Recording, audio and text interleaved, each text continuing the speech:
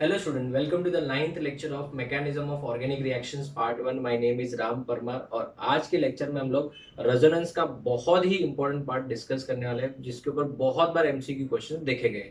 आज का टॉपिक है relative stability of resonating structures. मतलब क्या, आज हम लोग डिस्कस करेंगे कौन से रूल्स को फॉलो करके हम लोग रेजोनेटिंग स्ट्रक्चर्स, अगर एक ही कंपाउंड दो या दो से ज्यादा रेजोनेटिंग स्ट्रक्चर्स दिखा रहे हैं, उनकी स्टेबिलिटी को कैसे कंपेयर करेंगे।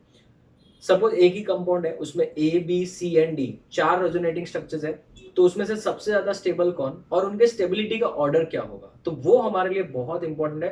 बिकॉज बहुत सारे एमसीक्यू क्वेश्चंस हम लोग सॉल्व भी करेंगे फ्यूचर लेक्चर्स में। मैंने आपको बोला था अरोमेटिसिटी और हाइपर कॉन्जुगेशन खत्म होने के बाद हम लोग बहुत सारे एमसीक्यू क्वेश्चन सॉल्व भी करेंगे।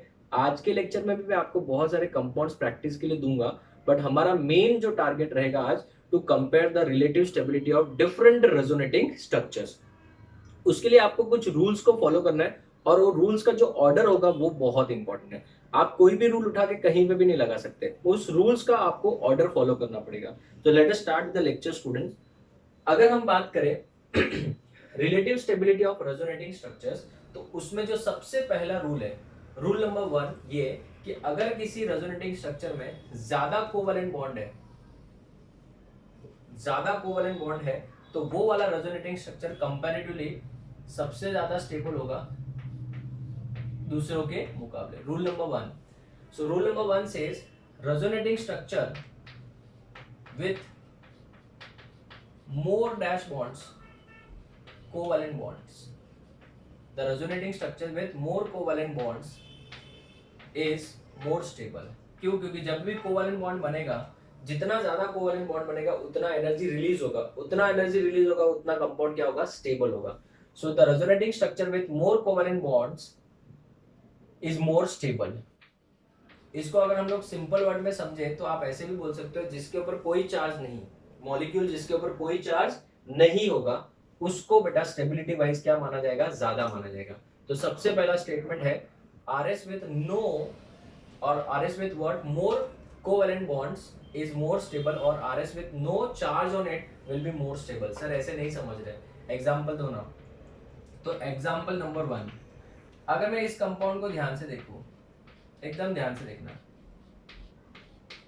ये कंपाउंड, आप मुझे बताओ, इस कंपाउंड को मैंने नाम दिया ए, बराबर है। इस कंपाउंड में रेजोनेंस है कि नहीं है? सर है। बताओ इसमें कौन से टाइप का कॉन्जुगेशन है? सर आपने सीखा था टोटल 6 टाइप के कॉन्जुगेशन होते हैं। इसमें है conjugation pi bond in conjugation with pi bond. तो अगर इसमें pi bond in conjugation with pi bond है, इस कंपाउंड में देखोगे तो इसमें कितने कोवैलेंट बॉन्ड्स हैं? यहाँ पे दो H है ना, तो 2 कोवैलेंट बॉन्ड्स, यहाँ पे 3 4, इसके साथ 5 6 7 8 9 10 11 कोवैलेंट बॉन्ड है। लेकिन अगर मैं इसमें रेजोनेंस शो कर दूं, देखना ध्यान से, तो इसका जो नेक्स्ट रेजोनेटिंग स्ट्रक्चर आएगा वो ये वाला आएगा, ये वाला आपका रेजोनेटिंग स्ट्रक्चर बन जाएगा। इसके ऊपर माइनस और इसके ऊपर एक प्लस हो जाएगा। This is resonating structure number B. तो कैन वी से दैट इसमें मैंने क्या कर दिया, एक कोवलेंट बॉन्ड को तोड़ दिया, तो उसको तोड़ने के लिए तो एनर्जी लगेगी। तो कहने से अगर इन दोनों में से देखने जाए तो किसके अंदर ज्यादा कोवलेंट बॉन्ड्स है?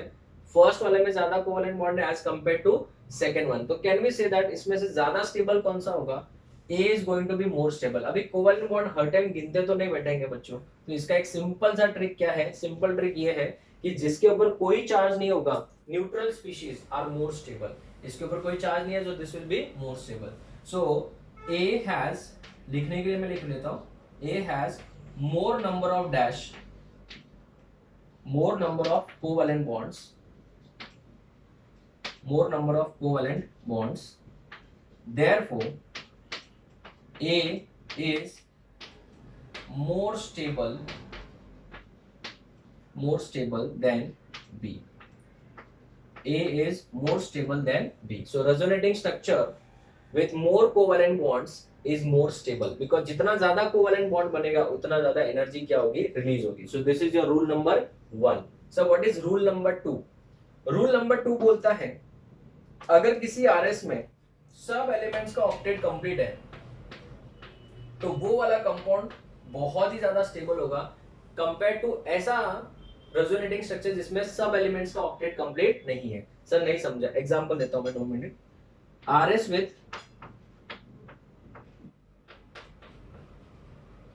all the elements having complete octet is more stable अगर कोई रेजोनेटिंग स्ट्रक्चर है जिसमें हर एलिमेंट का ऑक्टेट क्या है, कंप्लीट है, हर एलिमेंट का अगर ऑक्टेट कंप्लीट है तो ऐसा वाला रेजोनेटिंग स्ट्रक्चर क्या होगा, ज्यादा स्टेबल होगा। ये रूल है, रूल नंबर 2। तो अगर आपको कंपेयर करने के लिए बोलूं, एग्जांपल देखना ध्यान से। अगर मेरे पास में 2 कंपाउंड है, एक तो ये कंपाउंड है ऐसा वाला जिसमें यहाँ पे लोन पेयर 2 और इस कार्बन के ऊपर पॉजिटिव चार्ज है। इसी का नेक्स्ट रेजोनेटिंग स्ट्रक्चर मैंने आपको लास्ट लेक्चर में ड्रॉ करके बताया था इस तरीके का। तो आप बताओ इसका जो रेजोनेटिंग स्ट्रक्चर होगा वो कौन सा होगा। यहाँ पे डबल बॉन्ड, यहाँ पे एक लोन पेयर बच जाएगा, इसमें पॉजिटिव चार्ज आएगा, इधर कोई चार्ज नहीं आएगा। आप मेरे एक सिंपल से सवाल का जवाब दो, क्या यहाँ पे रूल नंबर 1 एप्लीकेबल है। सर रूल नंबर 1 एप्लीकेबल नहीं है, क्यों? क्योंकि दोनों में equal number of covalent bonds है। तो स्टूडेंट्स रूल्स को जिस ऑर्डर में सिखा रहा हूं उसी ऑर्डर में आपको फॉलो करना है ना। तो आप बता, इन दोनों में नंबर ऑफ कोवेलेंट बॉन्ड्स क्या है, इक्वल है कि नहीं है। सर इक्वल नहीं है, इसमें ज्यादा कोवेलेंट बॉन्ड्स है। तो can we say that rule number 1 के हिसाब से ये ज्यादा स्टेबल हुआ कि नहीं हुआ। दूसरा अगर हम बात करें दूसरे तरीके से भी, ठीक है, दूसरे तरीके से भी, तो क्या मुझे बताओ, यहाँ पे सबका ऑक्टेट कंप्लीट है? नहीं। इस कार्बन का ऑक्टेट कंप्लीट नहीं है, जबकि यहाँ पे सबका ऑक्टेट कंप्लीट है। तो कैन वी से दैट ये रूल नंबर 1 से भी फॉलो हो रहा है, रूल नंबर 2 के हिसाब से भी फॉलो हो रहा है। तो can we say that in these two which one is more stable. B, in B, in resonating structure B, all the atoms have complete octet. All the atoms have complete octet. So अगर सबका octet क्या है, complete है, so therefore B is more dash stable than A. B जो होगा वो ए से क्या होगा, ज्यादा स्टेबल होगा। सो रूल नंबर 1 हो गया, रूल नंबर 2 हो गया। Will take one more example of this. अगर मेरे पास में एक एग्जांपल है जिसमें ये वाला देखते हैं, CH3 O के ऊपर लोन पेयर, CH2 के ऊपर प्लस। एक तो ये है स्ट्रक्चर और इसका नेक्स्ट रेजोनेटिंग स्ट्रक्चर हो जाएगा इस तरीके का। तो बच्चों आंसर करना है इसमें, इन दोनों में से अगर मैं रूल नंबर 1 के हिसाब से देखूं तो ज्यादा स्टेबल कौन होगा, ऑब्वियसली सेकेंड वाला ज्यादा, बिकॉज इसमें नंबर ऑफ कोवेलेंट बॉन्ड ज्यादा है, इससे एक ज्यादा है कोवेलेंट बॉन्ड। तो B is going to be, इसको P नाम देते हैं और इसको नाम देते हैं Q। सो रूल 1 के हिसाब से तो हो ही गया, but at the same time we can say यहाँ पे सबका ऑक्टेट कंप्लीट है और यहाँ पे सबका ऑक्टेट कंप्लीट नहीं है। भले ऑक्सीजन के ऊपर पॉजिटिव चार्ज है वो चलेगा, बट ऑक्टेट कंप्लीट होना बहुत बड़ी बात है। तो स्टेबिलिटी ऑर्डर क्या होना चाहिए बच्चों, यहाँ पे स्टेबिलिटी ऑर्डर P का स्टेबिलिटी कम as compare to Q। So this is your rule number 2। Rule number 1, RS with more number of covalent bonds is more stable, जो यहाँ पे कॉम्प्लीमेंट्री भी हो रहा है, ठीक है ना। RS with all elements having complete octet is more stable. Let's move to the next one, rule number 3। अगर एक RS है जिसमें नेगेटिव चार्ज, एक RS है जिसमें negative charge more electronegative element पे है, तो वो ज्यादा स्टेबल होगा। तो क्या बोला, वापस बोलता हूँ, मैं लिख लेता हूँ पहले।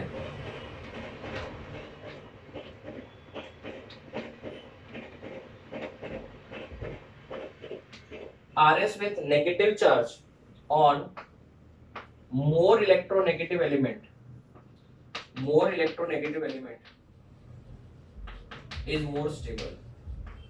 सर ये क्या है, आप मुझे बताओ, इलेक्ट्रोनेगेटिव एलिमेंट क्या होता है, उसकी नेगेटिव चार्ज को होल्ड करने की कैपेसिटी क्या होती है बच्चों, ज्यादा होती है।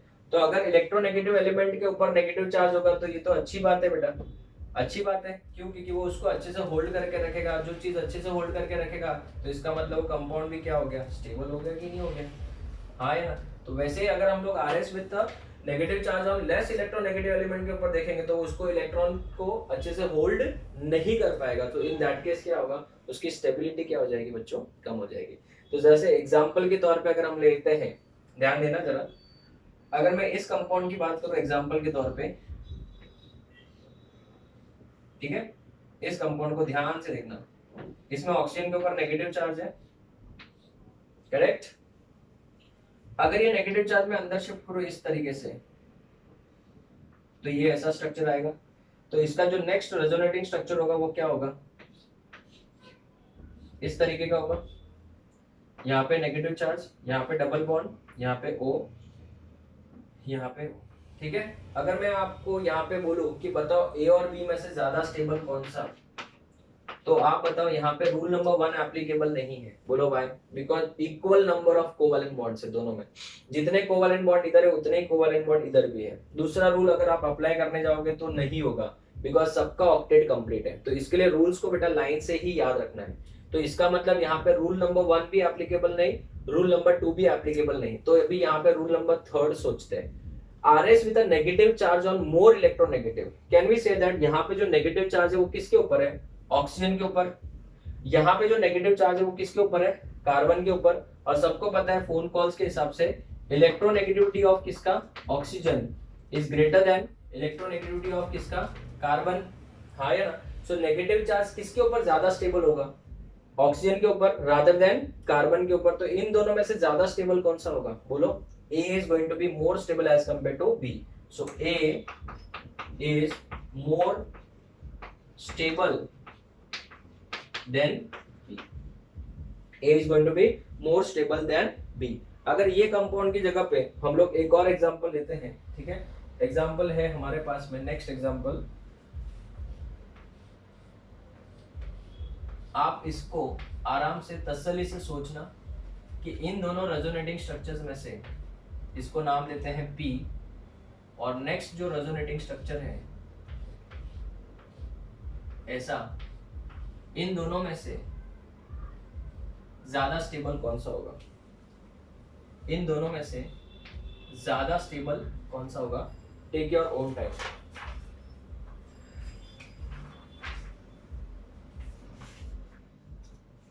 बताइए, आप लोगों ने सोच लिया होगा आई थिंक। तो आप लोगों ने अगर सही सोचा है तो आप लोग को आंसर में डेफिनेटली क्यों आया होगा, बिकॉज यहाँ पे negative charges on which carbon atom, which atom, carbon atom, there the negative charge same है।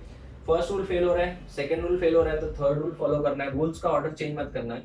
Q is more dash stable than A, that is P, sorry, Q is more stable than P, ठीक है। This is rule number 3। Let's move to the next rule, rule number 4।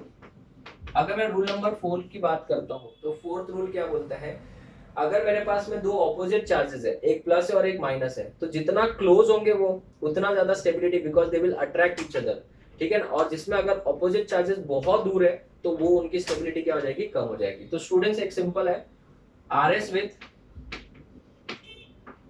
RS with opposite charges,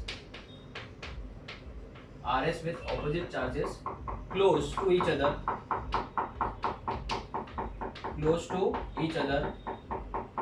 will be more stable. RS with opposite charges close to each other will be more stable. RS जिसका opposite charges एक दूसरे से क्या है, close है, वो क्या होगा स्टूडेंट, ज्यादा स्टेबल हो जाएगा। सर एग्जांपल बताओ। अगर मैं एग्जांपल के तौर पे देखूं, ये मेरे ऊपर वाले बहुत परेशान करते हैं, इनको 50 बार समझाया है, कभी आप लोग भी आके समझाओ इनको, ठीक है। नॉनसेंस। एग्जांपल लेते हैं, देखना, CH2 double bond CH, single bond CH, double bond CH2, correct. अभी इस वाले कंपाउंड की अगर मुझे स्टेबिलिटी कंपेयर करनी है किसके साथ, अगर ये बॉन्ड इस तरीके से शिफ्ट हुआ, CH2 double bond CH, CH single bond CH2, इसके ऊपर कौन सा चार्ज, माइनस, इसके ऊपर प्लस चार्ज, राइट। फिर मुझे था इसका एक और रेजोनेटिंग स्ट्रक्चर पॉसिबल हो गया इस तरीके से, यहाँ पे बनाया था, ठीक है, हमने 2 ही बनाया था, यहाँ पे एक और बना लेते हैं, चलो। यहाँ पे ये वाला इस तरीके से, है ना। तो यहाँ पे टोटल कितने रेजोनेटिंग स्ट्रक्चर्स हो गए, 3 रेजोनेटिंग स्ट्रक्चर्स हो गए, बराबर है। तो this is first, second and this is third, बराबर है। अभी अगर हम लोग इसमें रूल्स को अच्छे से फॉलो करें तो बताओ इन तीनों की स्टेबिलिटी ऑर्डर को मुझे कंपेयर करना है। जस्ट इमेजिन करो तीनों की स्टेबिलिटी ऑर्डर को मुझे क्या करना है, कंपेयर करना है। तो सबसे पहले रूल्स वाइज जाएंगे। रूल नंबर 1 क्या बोलता है बच्चों, रूल नंबर 1 बोलता है RS with more number of covalent bond is more stable. नहीं समझा तो एकदम सिंपल है, जिसके ऊपर कोई चार्ज नहीं वो सबसे ज्यादा स्टेबल। तो यहाँ पे स्टेबिलिटी ऑर्डर में ए, देखना जरा, स्टेबिलिटी ऑर्डर में कुछ हो ना हो इतना तो कंफर्म है कि ए सबसे ज्यादा स्टेबल होगा, बट डेफिनेटली वो लोग 2 ऑप्शन देंगे जिसमें ए इज ग्रेटर होगा, ठीक है। दूसरा, अगर मैं बात करूं दूसरा वाला, RS with all elements having complete octet, इन दोनों, इसको तो छोड़ ही दो, तो हो गया ना भाई। इन दोनों की बात करें तो इसका भी ऑक्टेट कंप्लीट नहीं है, इसका भी ऑक्टेट कंप्लीट नहीं है, ठीक है। तो इन दोनों में ऑक्टेट कंप्लीट वाला कंसेप्ट तो नहीं आएगा। तीसरा रूल बोलते हैं RS with a negative charge on more electronegative. यहाँ पे नेगेटिव चार्ज ऑन कार्बन है, यहाँ पे भी नेगेटिव चार्ज ऑन कार्बन है, तो रूल नंबर 3 भी क्या हो गया, फेल हो गया। तो फिर कौन सा rule, rule number 4, RS with opposite charges, opposite मतलब plus and minus, RS with opposite charges close to each other. यहाँ पे प्लस माइनस कौन से पोजीशन पे, 1 एंड 2 पे क्लोज है, यहाँ पे प्लस और माइनस एक दूसरे से बहुत दूर है। तो अभी मुझे बताओ कौन सा वाला ज्यादा स्टेबल होगा, opposite charges attract each other, तो जितना क्लोज है उतना ज्यादा स्टेबल। तो ए के बाद स्टेबिलिटी किसकी, बी की, और बी से कम स्टेबिलिटी किसकी, सी की। इस तरीके से रूल नंबर 4 फॉलो होगा। चलो मेरे साथ रूल्स रिवाइज करो। Rule number 1, RS with more covalent bonds is more stable, more dash bonds covalent bonds is more stable। नहीं समझा तो no charge charge वाला concept. RS with all elements having complete octet is more stable, जिसमें all elements का octet complete होगा वो ज्यादा stable होगा। RS with the negative charge on more electronegative element is more stable, ठीक है। ये भी रूल फेल हो जाए तो ऑपोजिट चार्जेस एक दूसरे से क्लोज होने चाहिए। अभी नेक्स्ट रूल जो होगा बेटा उसमें क्या होगा, सेम चार्जेस, और सेम चार्जेस एक दूसरे को क्या करेंगे, रिपेल। जितना दूर होगा उतना ज्यादा हमारे लिए अच्छा होगा। तो आप इसका एक बार फोटो लो, फिर हम आगे बढ़ते हैं। Okay students, so let's move to the rule number 4। Rule number 4 क्या बोलता है, देखते हैं। रूल नंबर 4 में हम, sorry rule number 5, rule number 5 में हमको पढ़ना है कि अगर सिमिलर चार्जेस होंगे तो they should be very far from each other. Plus plus एक दूसरे को रिपेल करेगा, माइनस माइनस भी एक दूसरे को क्या करेगा, रिपेल करेगा। सो RS with similar charges, RS with similar charges at greater distance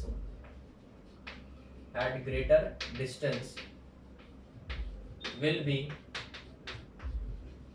more stable। Resonating structure जिसमें सिमिलर चार्जेस एक दूसरे से जितना दूर होंगे उतना ज्यादा वो क्या हो जाएगा बच्चों, स्टेबल हो जाएगा। सर इसका कोई example? Yes definitely, will take an example जिसमें RS एक दूसरे में, मतलब नेगेटिव चार्ज या पॉजिटिव चार्ज एक दूसरे से ज्यादा दूर होंगे। जैसे कि सर कोई एग्जांपल दे दो। एग्जांपल हम लोग लेते हैं, ठीक है, ये वाला, सब लोग देखना, बहुत ही अच्छा एग्जांपल है।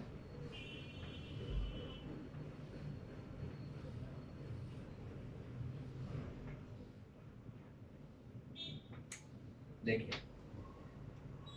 ये वाला example, double bond double bond double bond, इस कार्बन के ऊपर पॉजिटिव चार्ज और इस कार्बन के ऊपर भी पॉजिटिव चार्ज, ठीक है ना। अभी इस कंपाउंड में देखेंगे तो पॉजिटिव चार्ज दोनों एक दूसरे के साथ बहुत ही क्लोज है ना, तो उनके बीच में रिपल्शन होगा स्टूडेंट्स। लेकिन अगर मैं इस स्ट्रक्चर को इसके साथ कंपेयर करूं, ये भी इसका एक रेजोनेटिंग स्ट्रक्चर ही है,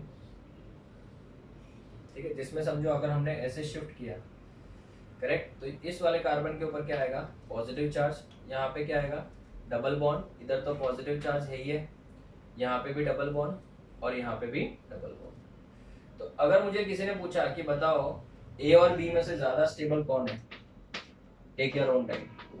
तो चलो will apply the rules. Rule number 1 क्या बोलता है, देखो ऐसे बार बार रिवाइज करने से चीजें याद होगी। रूल नंबर 1 बोलता है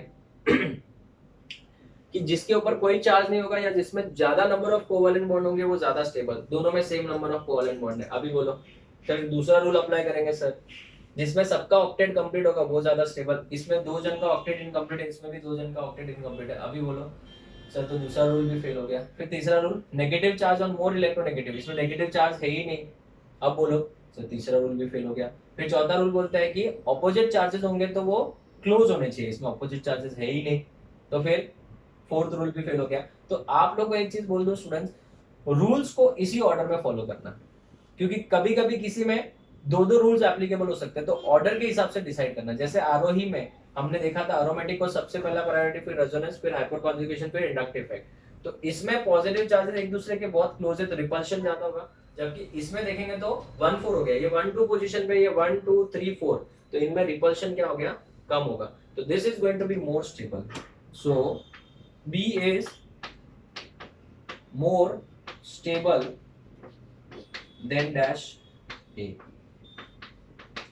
B is more stable than A. अभी इमेजिन करो ये पांचों के पांचों रूल्स फेल हो जाए तो भगवान आपका भला करे।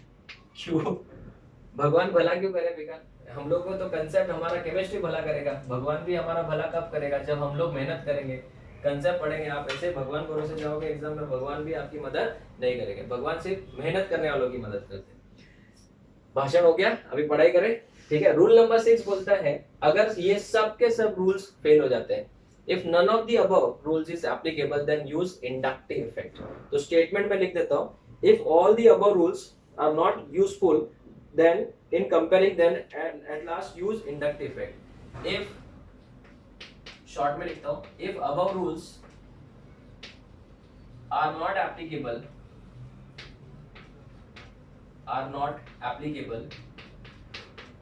then at last use concept of inductive effect, then use the concept of inductive effect। Sir ऐसा कोई एग्जांपल दो जिसमें ये सब रूल फेल हो जाए। बहुत अच्छी बात है, एग्जांपल है बच्चों। ये देखिए आपके सामने ये वाला एग्जांपल मैंने रखा है, ये देखो, ये रेजोनेटिंग स्ट्रक्चर नंबर 1, ये resonating structure number 2,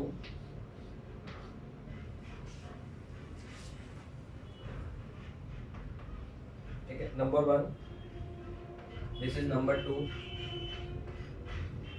and number 3।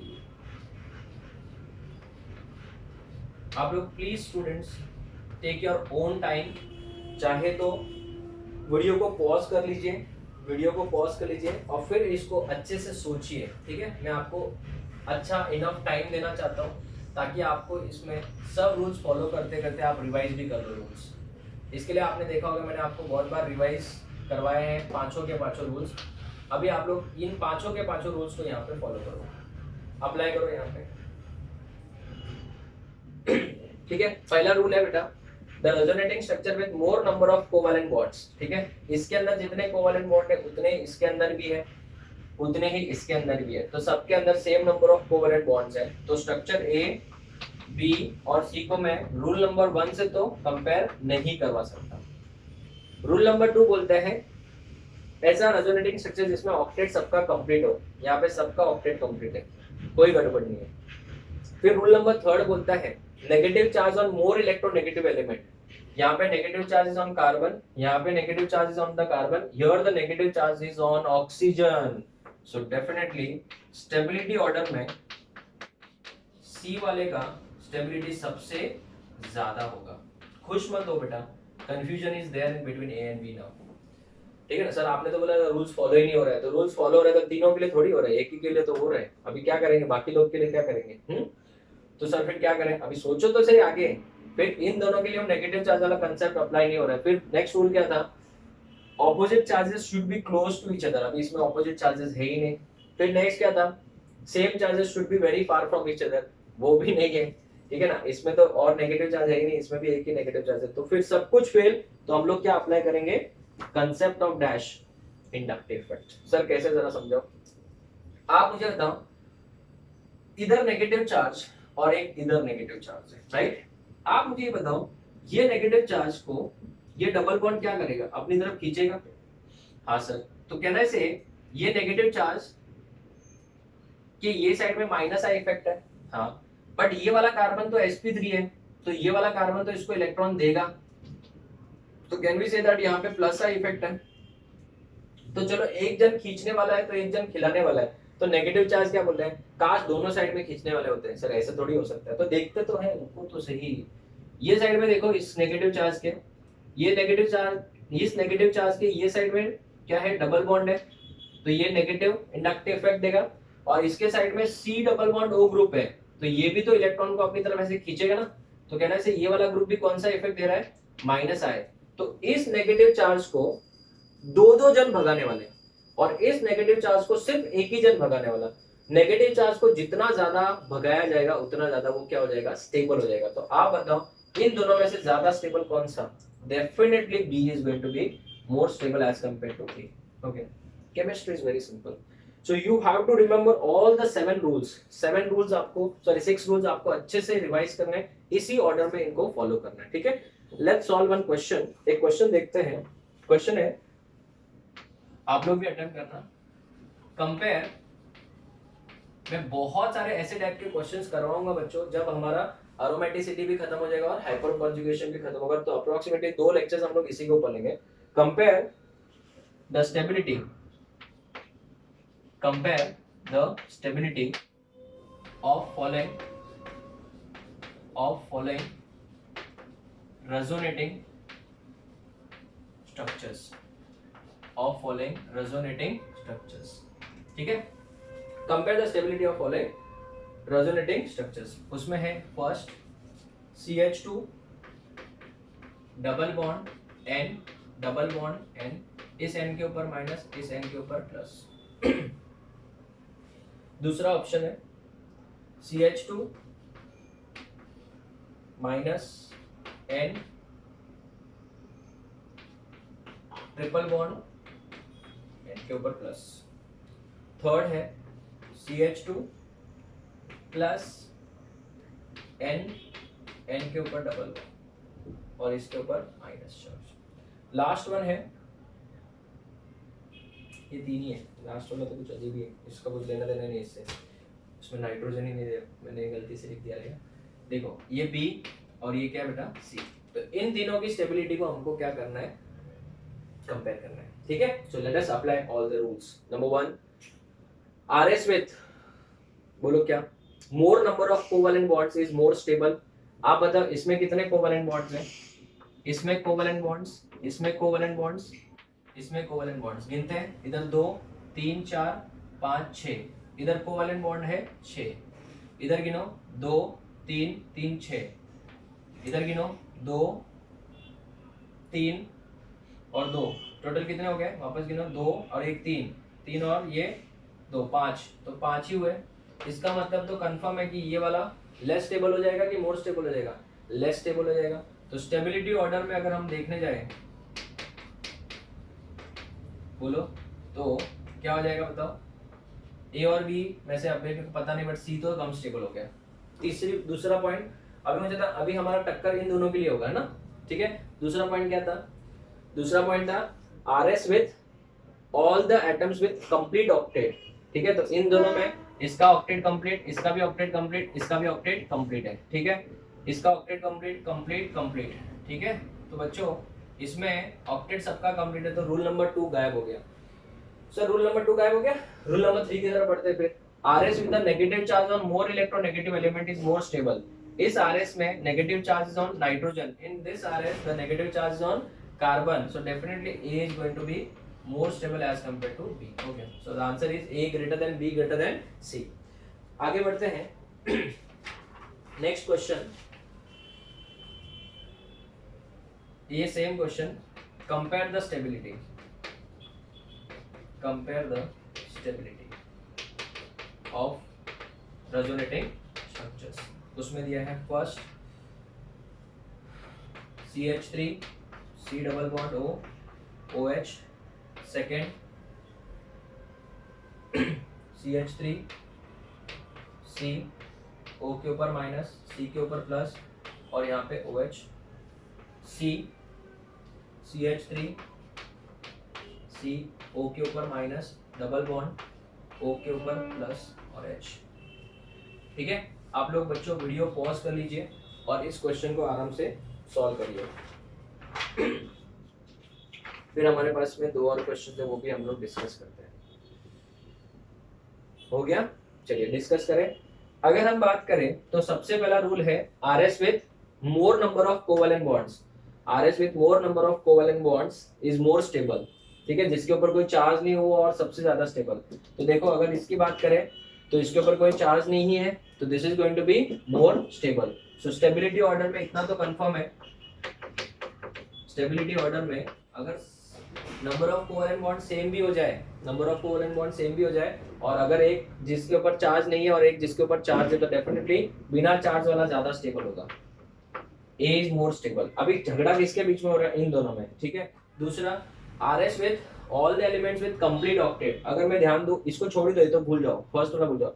इसमें इसका ऑक्टेट कंप्लीट नहीं है। कार्बन का देखो 6 ही इलेक्ट्रॉन है, जबकि यहाँ पे कार्बन के 8 है, ऑक्सीजन के भी 8 है, नेगेटिव चार्ज मतलब वो हो गया 8 हो गया, इसके पास भी ऑक्सीजन के ऊपर 8 है। तो डेफिनेटली बेटा C is going to be more stable as compare to. कितना इजी हो गया हमारे लिए, है ना। और 2-3 क्वेश्चन हम लोग डिस्कस करते हैं इसके ऊपर। ठीक है, तो आप लोग इसका फोटो ले लो, फिर हम आगे बढ़ते हैं।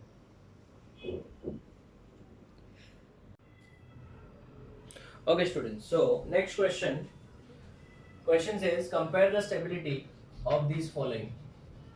Compare the stabilities of following. Compare the stability of following resonating structures. बराबर है। अगर आप ध्यान से देखोगे ये तीनों रेजोनेटिंग स्ट्रक्चर्स को, तो हमारे रूल्स के हिसाब से स्टेबिलिटी ऑर्डर में इतना तो फॉर श्योर है कि रूल नंबर 1 के हिसाब से A is greater stable और A is more stable as compared to B and C. अगर मैं B और C को कंपेयर करूं तो ये प्रीवियस क्वेश्चन जैसे हो गया, इसका ऑक्टेट कंप्लीट नहीं है, इसमें हर एक एलिमेंट का ऑक्टेट कंप्लीट है, तो C और इधर क्या आएगा B. This is quite simple, right now. तो ऐसे क्वेश्चंस हम लोग बहुत सारे करने वाले हैं, इवन हाइपर कॉन्जुगेशन और एरोमेटिसिटी के बाद। अब बट मैं आपको थोड़ा थोड़ा अभी ऐसे क्वेश्चंस बता जा रहा हूँ, बाद में हमको ऐसे बहुत सारे क्वेश्चन डिस्कस करने हैं। नेक्स्ट और एक क्वेश्चन है मेरे पास, ध्यान दीजिएगा। क्वेश्चन है compare the stability of following. उसमें है फर्स्ट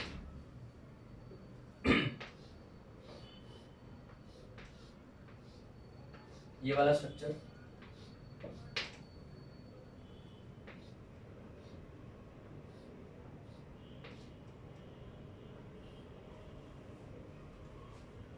दूसरा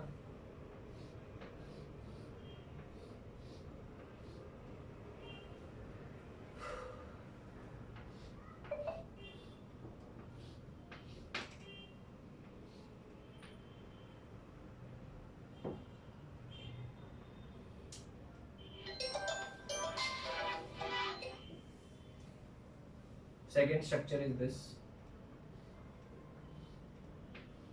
this is structure A, this is structure B, and the third structure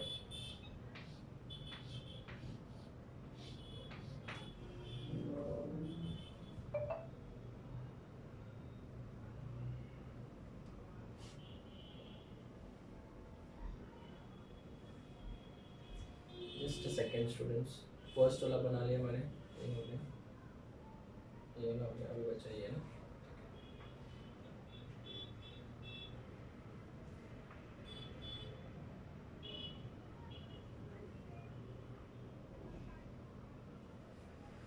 क्या गड़बड़ कर रहा हूँ मैं, ये वाला ठीक है, चलो हाँ ये सर।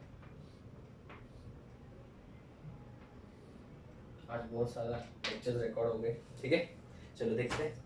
इन तीनों की स्टेबिलिटी आपको कंपेयर करनी है, ठीक है। इसके जैसे एक और क्वेश्चन है, वो भी मैं लिख के रखता हूँ, आप लोग इसको अटेम्प्ट करिए, फिर हम लोग इनके आंसर्स को डिस्कस करते हैं। एक और क्वेश्चन है, वीडियो पॉज कर लीजिए, मैं साइड में हो जाता हूँ, ठीक है, सॉल्व करिए इसको।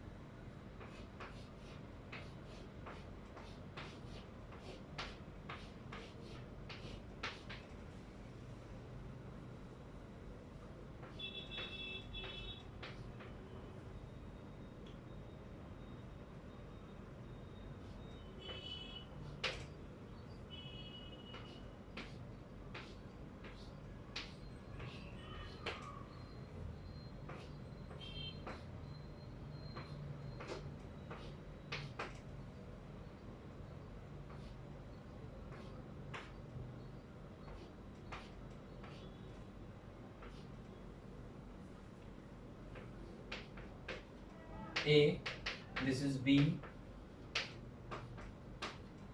this is C and this is D. Students ये दोनों क्वेश्चंस आपको करना है, ठीक है। अभी आप लोग यहाँ पे बहुत ही मेहनत करके पांचों के पांच, छह के छह रूल्स रिवाइज करोगे। यहाँ पे एक भी रूल एप्लीकेबल नहीं है, ध्यान से देख लो। सर इंडक्टिव इफेक्ट वो भी एप्लीकेबल नहीं है, ये एक स्पेशल है बेटा, इसको हम लोग बोलते हैं केमिस्ट्री में fries rule, very very important, ठीक है ना। जनरली ये नीट स्टूडेंट्स को नहीं है, बट फिर भी हम लोग पढ़ लेते हैं। जेई में और जेई एडवांस का कांसेप्ट है ये फ्राइज रूल। फ्राइज रूल क्या है कि अगर मेरे पास में बहुत सारे बेंजीन टाइप कंपाउंड्स है, पॉलीन्यूक्लियर कंपाउंड ऐसा, ठीक है ना, जिसमें ज्यादा बेंजीन बनेगा। अगर आप ध्यान से देखोगे इसमें एक बेंजीन बन रहा है, देखो ध्यान से, और ये भी तो एक बेंजीन है, ये भी एक बेंजीन है, बराबर है। अगर मैं इसको कंपेयर करूं तो यहाँ पे सिर्फ एक ही बेंजीन बन रहा है, देखो ये वाला बेंजीन के जैसा नहीं बन रहा है। बेंजीन बनना होता तो यहाँ पे एक बॉन्ड आता, यहाँ पे कितना बेंजीन बन रहा है, एक ही बेंजीन बन रहा है, यहाँ पे नहीं बन रहा है। तो स्टूडेंट्स फ्राइज रूल क्या बोलते हैं, फ्राइज रूल के हिसाब से जिसके अंदर ज्यादा बेंजीन बन रहे होंगे, बेंजीन जैसे स्ट्रक्चर्स होंगे, वो ज्यादा स्टेबल होगा। तो प्रॉपर स्टेटमेंट है applicable over polynuclear aromatic compounds RS with more number of benzenoid rings, RS with more number of benzenoid rings is more stable, is more stable। RS with more number of benzenoid ring is more stable। इसमें कितने benzenoid ring है, दो, इसमें एक है और इसमें भी एक ही है। तो इसका अगर मुझे कोई स्टेबिलिटी ऑर्डर पूछ ले, इसका मुझे अगर कोई स्टेबिलिटी ऑर्डर पूछ ले बच्चों, so definitely A is going to be greater than B equal to C, क्योंकि B और C दोनों में एक एक बेंजीनॉइड रिंग है। अगर मैं इसकी बात करूं तो आप अभी वीडियो पॉज करके सॉल्व करिए, इसको वीडियो पॉज करके सॉल्व करिए बच्चों, आ गया होगा। इसमें सिर्फ एक ही बेंजीन रिंग दिख रहा है मुझे। अगर मैं बात करूं इसकी तो इधर एक दिख रहा है और इधर एक दूसरा, देखो दो दिख रहा है, ठीक है ना। ये डबल बॉन्ड इधर हो या इधर हो उससे कोई फर्क नहीं पड़ता है। इसमें कितना दिख रहा है, देखो सर इसमें भी दो दिख रहा है, ठीक है ना। इसमें कितना दिख रहा है बच्चों, इसमें सिर्फ एक ही दिख रहा है ना। तो आप बताओ इसमें स्टेबिलिटी ऑर्डर क्या होना चाहिए, इस कंपाउंड्स की स्टेबिलिटी ऑर्डर और इन आरएस की स्टेबिलिटी ऑर्डर होगा, जिसमें दो बन रहा है, दो किस में बन रहा है, बी और सी में। So B equal to C greater than, इन दोनों में एक एक बन रहा है, ए इक्वल टू डी। ऐसा ऑप्शन आपको एग्जाम में टिक करना पड़ेगा। तो students with this we finish the rules to complete, very very important. ऐसे बहुत सारे क्वेश्चन हम लोग आगे सॉल्व करेंगे एरोमेटिसिटी और हाइपर कॉन्जुगेशन होने के बाद। But rules to compare the relative stability of resonating structures हमने कंप्लीट किया with suitable number of examples. ना स्टूडेंट्स अभी लास्ट में मैं आपको 2 मिनट लूंगा। आपने जो रेजोनेंस हमने साथ में मिलकर ड्रॉ किया था, प्रैक्टिस किया था, जब भी बेंजीन के ऊपर कोई ग्रुप था, ठीक है ना, कभी कभी क्या करता था वो ग्रुप इलेक्ट्रॉन डेंसिटी अपनी तरफ खींचता था और कभी कभी खुद अपनी इलेक्ट्रॉन डेंसिटी देता था, ठीक है। उसके हिसाब से हमने ग्रुप्स को 2 पार्ट्स में डिवाइड किया है, plus R and minus R groups. Plus R मतलब जो बेंजीन रिंग को इलेक्ट्रॉन डेंसिटी अपना देंगे और माइनस आर मतलब जो बेंजीन से अपना इलेक्ट्रॉन डेंसिटी खींचेंगे, राइट। तो वो इसके हिसाब से हमने डिसाइड किया है कि रेजोनेटिंग ग्रुप्स कितने टाइप के होंगे, दो, एक प्लस आर ग्रुप वाले और एक माइनस आर। ना रेजोनेंस को बच्चों हम लोग मीजोमेरिक इफेक्ट भी बोलते हैं, ठीक है ना। अगर कॉन्जुगेटेड मॉलिक्यूल है, ठीक है, जिसमें बहुत बड़ा कॉन्जुगेशन लंबा पॉसिबल है, तो अगर वहां पे हम बात करें तो वहां पे हम लोग इसको मीजोमेरिक इफेक्ट भी बोलते हैं। तो बेंजीन में तो बहुत सारा कॉन्जुगेशन होता है, तो हम लोग रेजोनेंस को वहां पे मीजोमेरिक इफेक्ट भी बोलते हैं। तो नेक्स्ट बोर्ड पे मैं कुछ इंपॉर्टेंट चार्ट आपके सामने रखूंगा और वो चार्ट आपके बुक में, नोटबुक में अच्छे से लिखना, वो हमको आगे बहुत काम आएगा। तो आप इसका फोटो लो, फिर हम वो वाला पार्ट डिस्कस करते हैं। Okay students, see the last part, ठीक है, मैंने ये पहले से लिख के रखा है, बहुत इजी है, आपको थोड़ा याद रखना पड़ेगा इसमें। Mesomeric effect is nothing but resonance, ठीक है। इट इज एप्लीकेबल, रेजोनेंस को हम लोग मीजोमेरिक इफेक्ट कब बोलेंगे, व्हेन इट इज एप्लीकेबल और when we have conjugation. Applicable over conjugated molecules, conjugated molecules.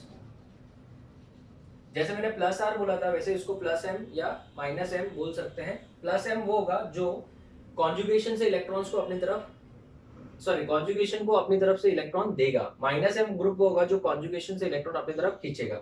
Sir इसको एग्जांपल देके समझाओ। इमेजिन करो मेरे पास ये बेंजीन रिंग है, this is nothing but conjugation only. अगर मैं यहाँ पे C double bond O OH group जोड़ दूं, दैट इज कार्बोक्सिलिक एसिड, तो ये वाला ग्रुप क्या कर रहा है, यहां से इलेक्ट्रॉन इधर शिफ्ट करके ये बेंजीन के इलेक्ट्रॉन को खींच रहा है ना, तो इस ग्रुप को हम लोग क्या बोलेंगे, माइनस एम ग्रुप। क्या बोलेंगे, माइनस एम ग्रुप। तो ये वाला जो ग्रुप हो जाएगा वो कौन सा हो जाएगा बच्चों, माइनस एम ग्रुप। अगर मैं बात करूं, मैंने इसका एग्जांपल इधर लिख दिया, चलेगा कोई बात नहीं। अगर मैं बात करूं प्लस एम ग्रुप की, तो इसमें क्या होगा, वो बेंजीन को इलेक्ट्रॉन देगा। जैसे ये वाला एग्जांपल देखो, OH, ठीक है। तो ये वाला ग्रुप क्या कर रहा है, देखो ये वाला ग्रुप बेंजीन को इलेक्ट्रॉन दे रहा है और ये बॉन्ड ऐसे शिफ्ट होगा। तो ये वाला जो ग्रुप होगा वो कौन सा होगा, प्लस एम ग्रुप होगा, ठीक है ना। स्टूडेंट्स ग्रुप कितने टाइप के हो सकते हैं, दो टाइप के, एक तो होगा प्लस एम ग्रुप और एक होगा माइनस एम ग्रुप ना। स्टूडेंट जो प्लस एम ग्रुप है, जैसे ये वाला, ये सब प्लस एम ग्रुप है, बट अगर देखने जाए तो इनका इंडक्टिव इफेक्ट भी क्या होता है, पॉजिटिव। तो इंडक्टिव और रेजोनेंस में हम लोग प्रायोरिटी किसको देते हैं, रेजोनेंस को, मतलब मेसोमेरिक इफेक्ट को, तो ये ज्यादा है। तो CH2 का mesomeric effect is greater than NH is greater than O-2 is greater than S-2। अगर ये ग्रुप्स की बात करें तो बच्चों तो बेंजीन जब जुड़ा होता है तो नेगेटिव इंडक्टिव इफेक्ट होगा, बट अगर रेजोनेंस की बात करें तो बेंजीन देखो इलेक्ट्रॉन देता है यहाँ पे। तो इसका मतलब OH ग्रुप हुआ, OR ग्रुप हुआ, इन सबका जो है इंडक्टिव इफेक्ट के हिसाब से देखने जाए तो नेगेटिव है। इंडक्टिव इफेक्ट के हिसाब से देखने जाए तो क्या है बच्चों, नेगेटिव है। बट इनके अंदर प्लस एम भी तो कैपेसिटी है। तो मुझे रेजोनेंस और इंडक्टिव में किसको प्रायोरिटी दी जाती है, रेजोनेंस। रेजोनेंस मतलब मेसोमेरिक इफेक्ट, दिमाग में रखो। मुझे रेजोनेंस और इंडक्टिव में किसको प्रायोरिटी दी जाएगी, मेसोमेरिक। तो इसके कौन से ग्रुप, इन ग्रुप्स का कौन सा वाला हम लोग देखेंगे इनका प्लस एम ग्रुप। हाँ एक ही है एक्सेप्शन के तौर पे, हेलोजन, जिसमें माइनस आई जो होता है वो प्रीडोमिनेट करेगा as compare to plus M. इसका भी मैं एग्जांपल आपको फ्यूचर में डिटेल में डिस्कस करके बताऊंगा। माइनस एम ग्रुप वो होंगे जो बेंजीन या कॉन्जुगेशन से जुड़ते ही उनका इलेक्ट्रॉन डेंसिटी विड्रॉ करेंगे। आप एक चीज कॉमन देख लो, सब में एक चीज कॉमन होगी, या तो जिस एटम से वो जुड़ा हुआ है उसी एटम के ऊपर देखो डबल बॉन्ड होगा, सब में एक चीज कॉमन है, ठीक है। या फिर वो ऐसा एलिमेंट होगा जिसके ऊपर कौन सा चार्ज है, पॉजिटिव चार्ज है। तो students do remember these are the groups which produces what, minus M, that is minus M और माइनस आई इफेक्ट। तो ये ग्रुप्स आप लोग एक बार अच्छे से रिवाइज कर लीजिएगा। जिसके एटम के ऊपर, फर्स्ट एटम के ऊपर ही लोन पेयर है तो डेफिनेटली वो क्या करेगा, इलेक्ट्रॉन बेंजीन को दे देगा या कॉन्जुगेशन को दे देगा, तो उसमें प्लस एम गिना जाएगा। खाली एक ही जगह पे एक्सेप्शन है, ये है वो, दैट इज हेलोजन के केस में। हेलोजन के केस में बेटा नेगेटिव इंडक्टिव इफेक्ट जो होता है वो प्रीडोमिनेट करता है as compare to plus R, क्योंकि इनके पास भी लोन पेयर है तो ये देते हैं। बेंजीन में देखने जाए तो ये क्या करेंगे, बेंजीन को डीएक्टिवेट करते हैं। बेंजीन से इंडक्टिव इफेक्ट के थ्रू क्या करेंगे, इलेक्ट्रॉन खींचेंगे और रेजोनेंस के थ्रू देने के लिए ट्राई भी करेंगे। तो बेसिकली वो उसकी रिएक्टिविटी को वो क्या करता है, कम करता है। So this is the best of resonance, right. Rules to compare the resonance, resonating structures का स्टेबिलिटी फ्रॉम माय साइड। आज हम लोगों ने रेजोनेंस पूरी तरीके से खत्म कर दिया with including mesomeric effect. Mesomeric effect is nothing but resonance only, but अगर कॉन्जुगेशन होगा तो हम लोग उसको मेसोमेरिक इफेक्ट बोलते हैं। Now students, in case of permanent effect we had, first one was inductive effect जो हो गया, second one was resonance and mesomeric वो हो गया। नेक्स्ट लेक्चर में हम लोग रेजोनेंस के एक एप्लीकेशन से अरोमेटिसिटी स्टार्ट करेंगे। रेजोनेंस का ही वो क्या है, एप्लीकेशन है। सो रेजोनेंस के एप्लीकेशन से हम लोग डिसाइड कर सकते हैं कि कुछ कंपाउंड कुछ ज्यादा ही स्टेबल हो रहे हैं, तो उनकी स्टेबिलिटी का कारण क्या है, उनके अंदर अरोमेटिक नेचर आ रहा है। तो next lecture is going to be totally based on aromaticity, and फिर उसके बाद हम लोग स्टार्ट करेंगे हाइपर कॉन्जुगेशन, और फिर उसके बाद हम लोग बहुत ज्यादा नंबर ऑफ क्वेश्चंस डिस्कस करेंगे। So we will meet in the next lecture with the concept of aromaticity which is very very very important for you all. Thank you students, we will meet in the next lecture. Till then, thank you.